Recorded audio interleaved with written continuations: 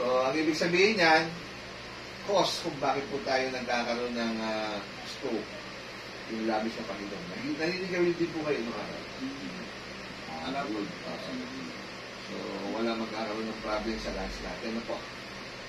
So, another one po, sobrang stress. Stress po ba kayo? Medyo pagkakaroon sa problema.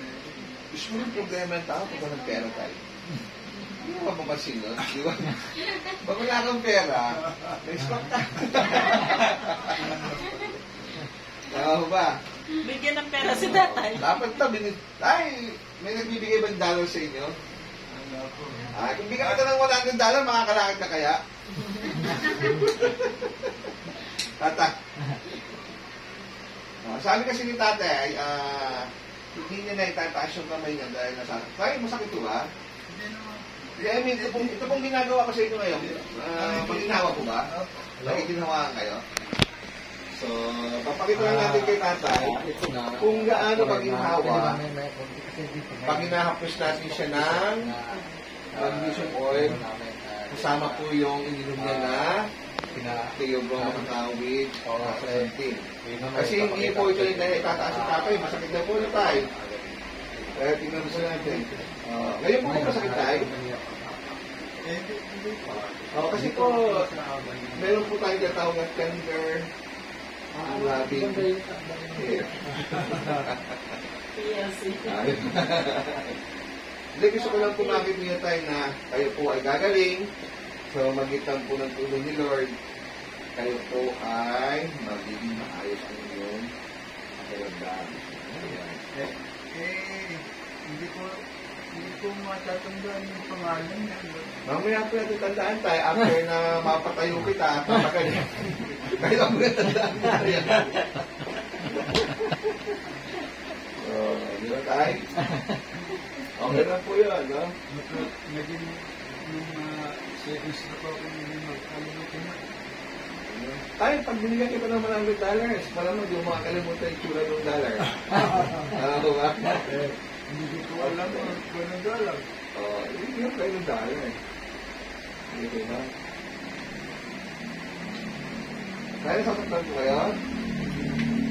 So, kung titignan po ninyo, mataas na po itong ginawa kong paghapos sa kamay niya, umabot na po dito. Tayo, umabot na po tayo dito. Natataas na po natin dahil hindi na itataas kanina, di ba? So, yung sabihin po niyan, pag nagtutuloy-tuloy tayo umiinom ng may nitric oxide, mapapagalaw niyo po yan. Hanggang kailan? Bibigyan ko po kayo ng, sabi nga yung nire-reseta ng doktor natin kung kailan po mangyayari yan, no? 15 to 30 days, meron na po tayong improvement sa katawan natin. So po yan, no? Mapapakita ko po sa inyo. Kanina, sabi ni tatay, hindi niya ito na itataas. Masakit. Ngayon, tayo, masakit ko ba? Hindi. Diba? Bakit kaya hindi masakit? Kasi po, kaya po kayo nasasaktan, hindi po nagpe-penetrate yung dugo at saka yung oxygen sa ugat ninyo. Kung titingnan niyo po yung mukha po ninyo, mamula-mula ng konti. Mamula-mula po yan. Ibig sabihin po niya, nagpe-penetrate na po yung dugo at saka oxygen ng mga vital parts po ninyo. Ano po siya? Paki-picture mo nga si tatay, hanggang saan? Okay, pwede naman. Okay, so okay nga. No? So tayo, yan po. Pwede ko mapuntas yan, pero nakikita ko maayos na po yung ganito. Sige, picture rin si tatay. Tayo, kahakana lang po tayo. Okay. Ayan. Okay. Tayo, okay na po yan. Iba na po natin. So, ibig sabihin tayo, naitaas ko na mataas, no?